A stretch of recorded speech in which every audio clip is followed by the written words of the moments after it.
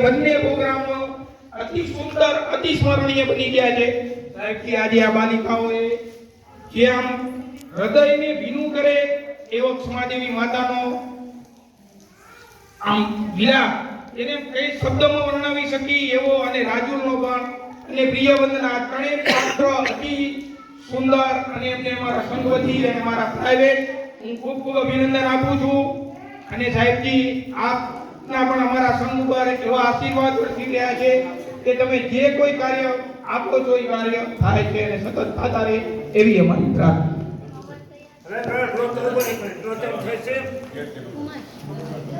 હવે